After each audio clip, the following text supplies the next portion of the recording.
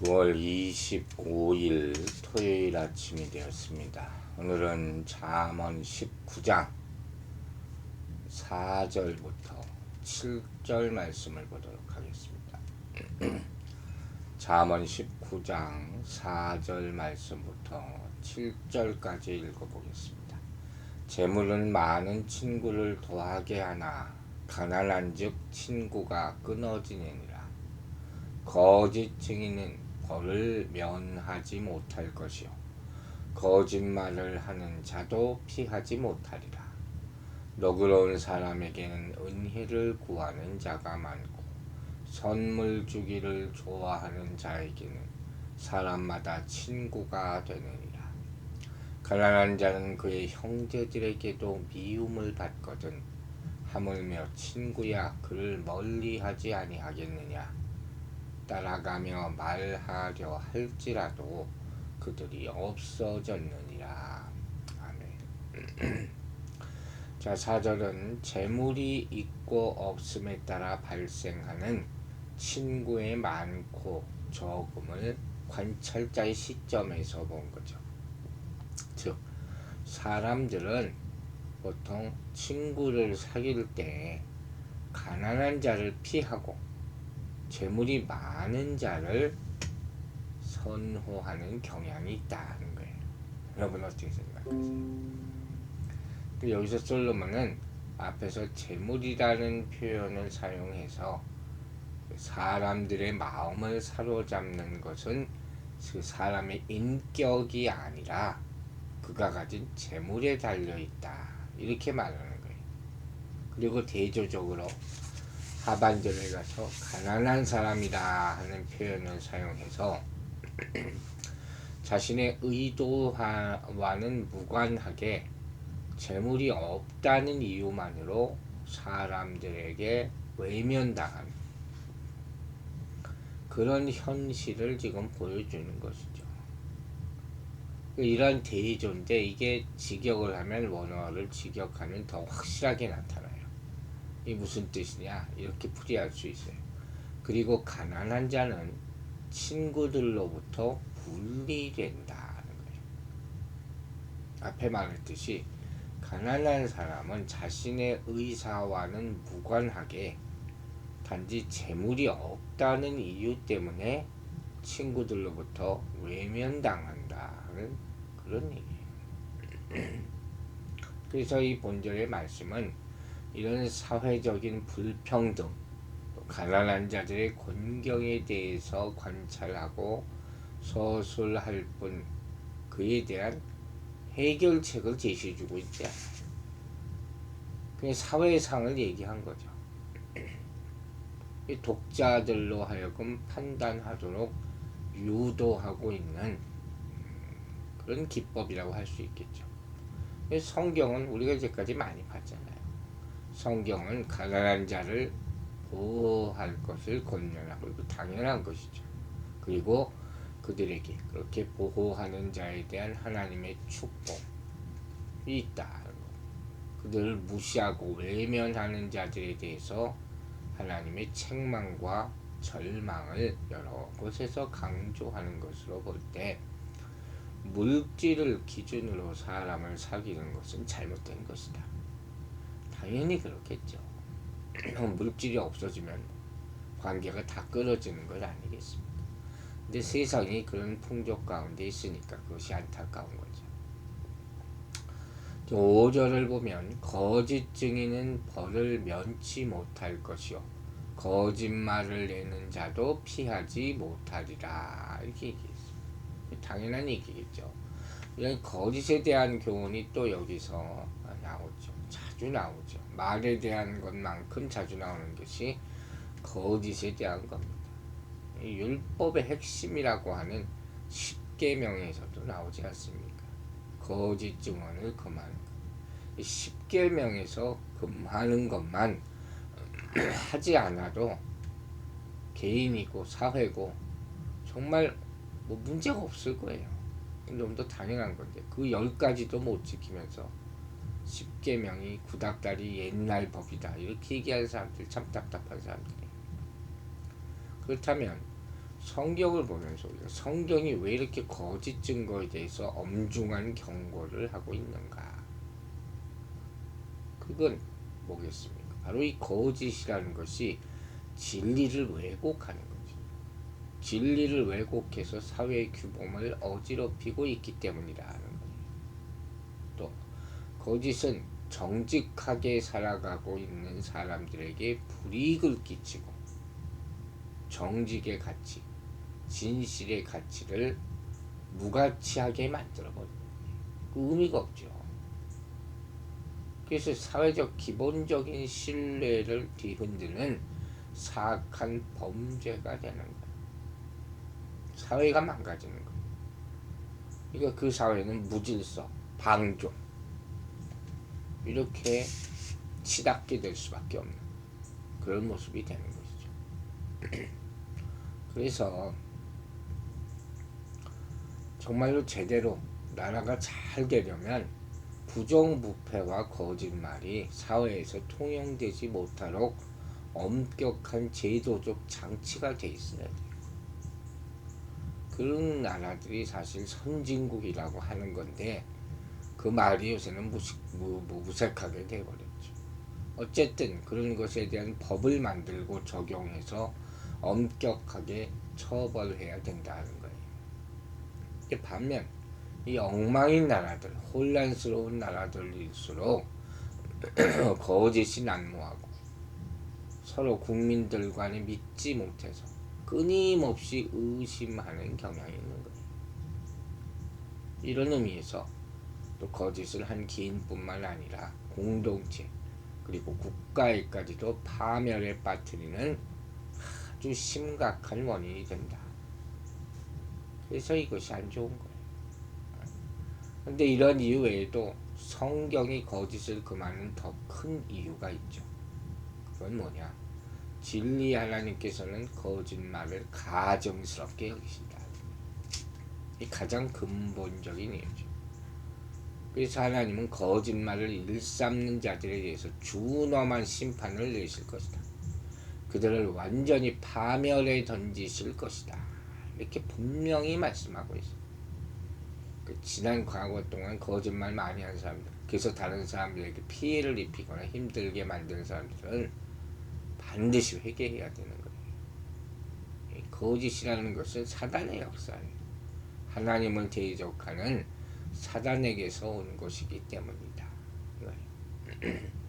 여러분 오늘날에도 알지 않습니까? 이 사단이라는 것이 믿는 자들도 유혹해서 쓰러뜨리는 그런 가장 강력한 무기 중 하나로 거짓을 사용해요. 그런데 우리가 이런 것들을 스스럼 없이 행한다면 스스로가 사단의 습성을 가진 악한 존재라는 것을 대놓고 보여주는 거죠.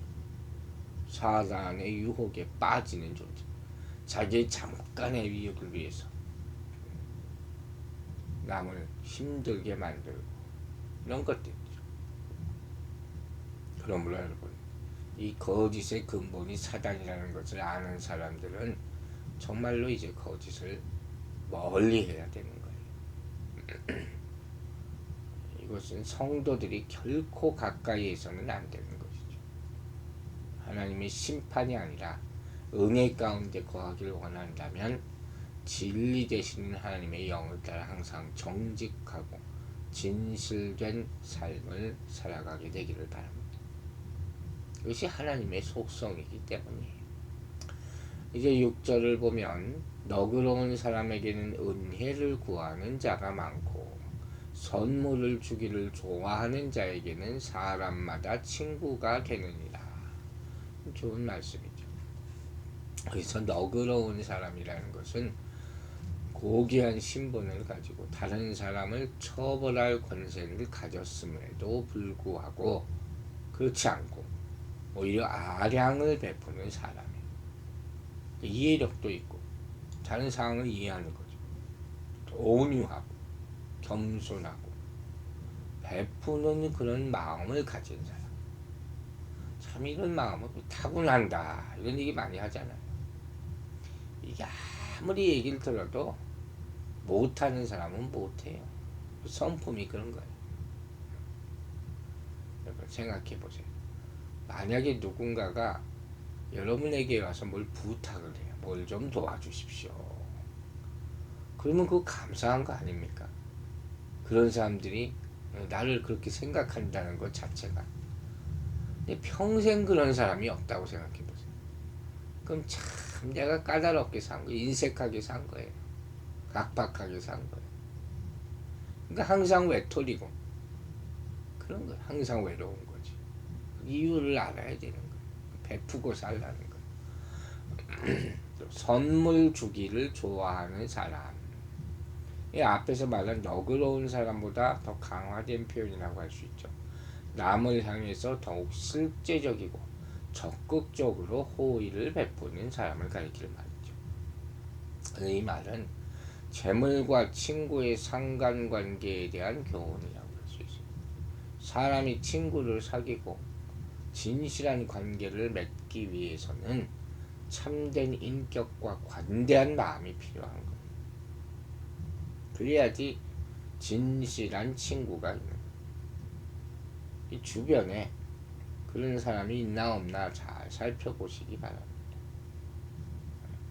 오늘 말씀에서 우리 중요한 한 가지 사실을 발견하게 되는데 그게 뭐냐?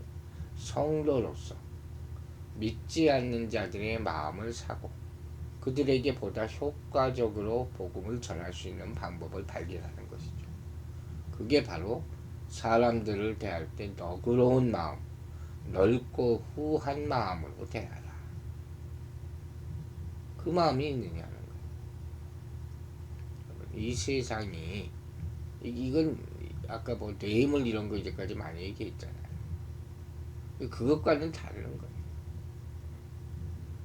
뇌물 이런 거는 사람들의 마음속에 존재하는 탐욕 때문에 생기는 것이죠. 그 보면 돈의 액수가 문제가 아니라 돈의 유혹이라는 것이 어마어마하잖아요. 넘어가지 않는 사람이 거의 없어요.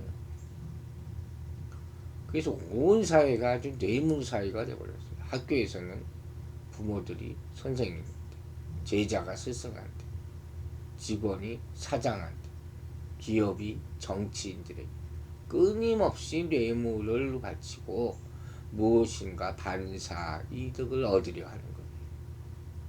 이게 사회를 어둡게 하는 거예요. 뭐 뒷돈이 없으면 아무 일도 안 돼. 그러나 뇌물로는 모든 일이 다 돼. 이게 말이 됩니다. 근데 뇌물과 선물은 다르잖아요.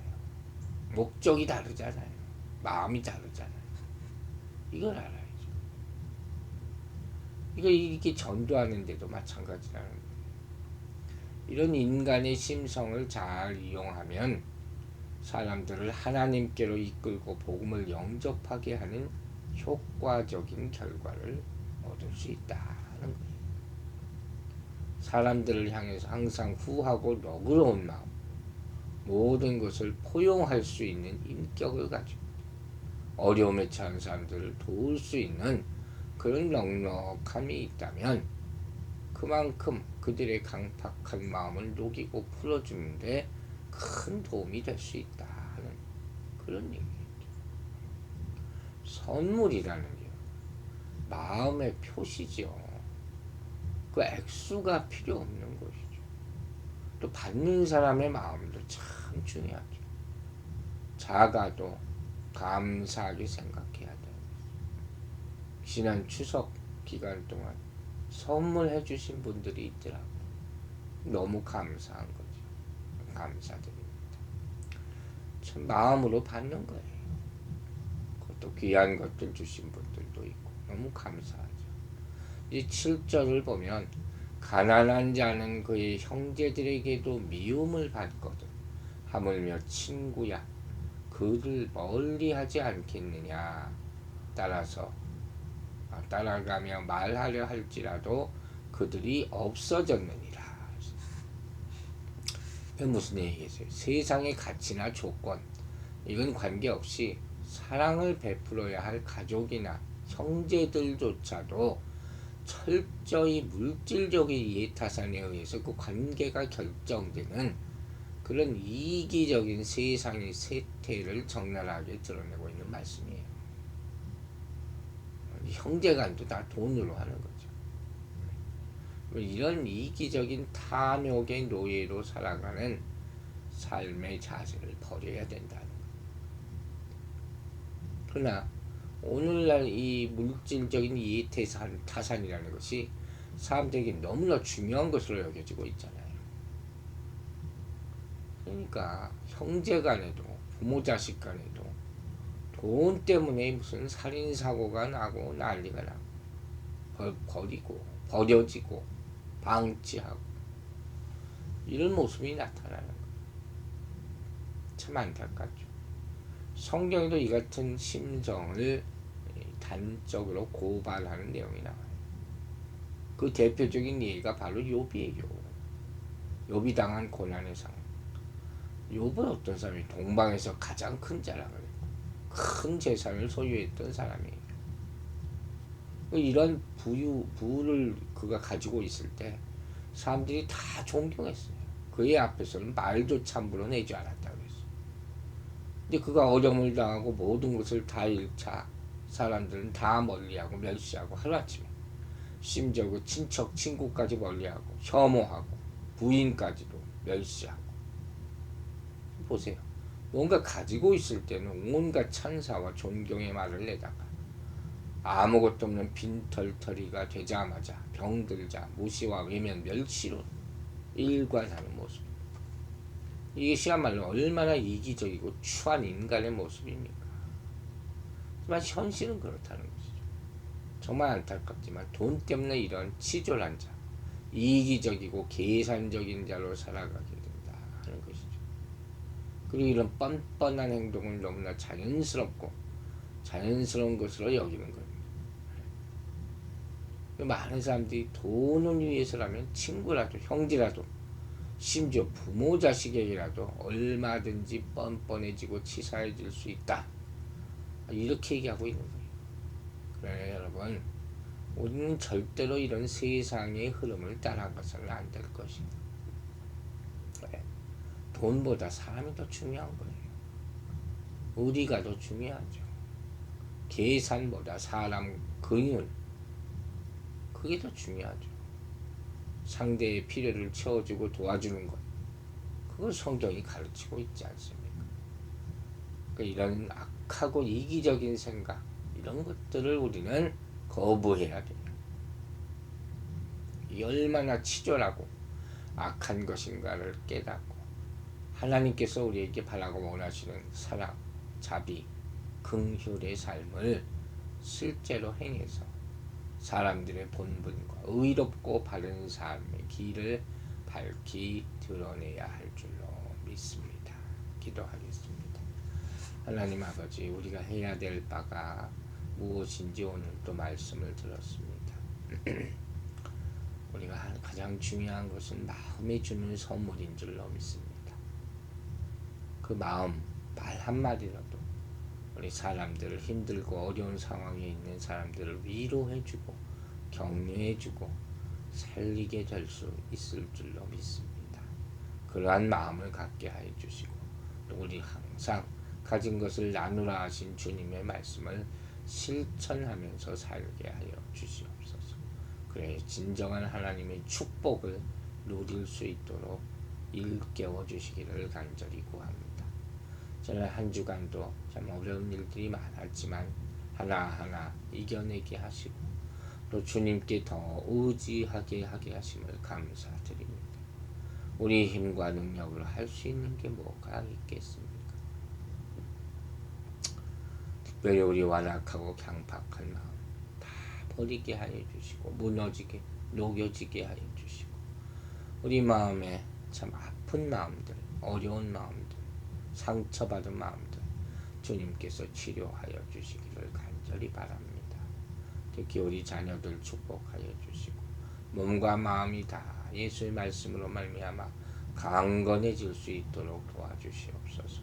내일 거룩한 주일 맞아 오늘 하루 준비하는 하루가 되게 하여 주시고 성도들 함께 모여서 주를 찬양하며 장래를 소망하며 주님의 축복을 받는 귀한 하루가 될 수 있도록 도와주시옵소서.